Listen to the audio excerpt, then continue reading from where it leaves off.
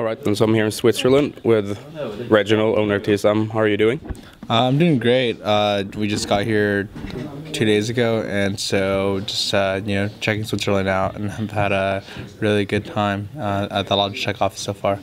Okay, then so obviously, aside from Logitech business here then in Switzerland, you've got a much bigger focus in your life, which is obviously TSM. And I mean, like, how did you overall feel with your results this year going after Worlds? Like, you were the North American team that got the furthest. So, like, tell me just how you feel looking back at the previous season. So, I mean, overall, like that last season was, it was really unstable.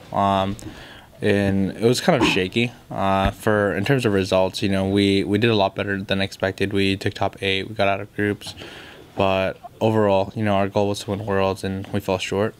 Our groups was considerably one of the easier ones, and we fell short losing to World. And I totally thought that we could beat them. And so we really fell short of our expectations. And coming into next season, we're expecting to do even better this year. I mean, it's pretty interesting looking at how TSM, first as a team, like the most successful core, where you also featured. You didn't change lineups for like 1.5 years or something, right, back then. And then like you went through Lost Boy, you went through X Special, Glebe, and the Lost Boy almost like in the span of like a season at least. So I mean, like, did that affect the team a lot mentally in a sense with like having to change players, like, often comparatively to what it was before with the core players? There's an extent to that, but the TSM's goals has always been to win Worlds, and even when we were as a team and we didn't change rosters for a year and a half, we had good placements, but we were never able to achieve what we wanted to win Worlds. And part of that reason is that we weren't able to make changes, and that's one of the tough decisions to make. When we were a core S5 and we didn't change rosters for a year and a half, there were weaknesses in our team that we never really addressed, and we got along really well, and we're happy what we did, even though our goal was to win, and we're really optimistic about it. But realistically, we have to make tough decisions in order to get far.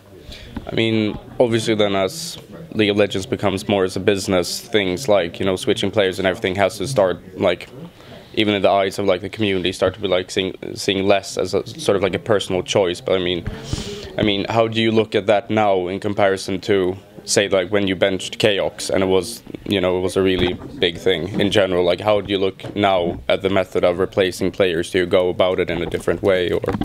Yeah, so I mean, roster swaps are a lot more accepting now, especially in the NA scene, and that is really one of the reasons why NA was really far behind every other region. You look at Season 1, 2, and 3, NA is far behind. Season 1, there was only Europe and NA. NA lost. Season 2, and NA still was third. Like, it was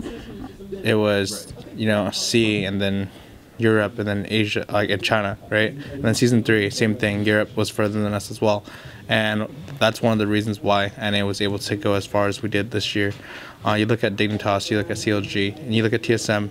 Everyone is making the decisions, and they're making the tough decisions to strengthen their rosters, and that was one of really the biggest reasons why NA has been doing really, really poorly, and up until now, we're finally doing better, is because fans are becoming more accepting of roster changes, and overall, it's really important to make those changes. And one of the biggest reasons why teams were really afraid of making those changes was because they were scared of the backlash of the community, and now because the community is more supportive of it, NA is only going to get stronger.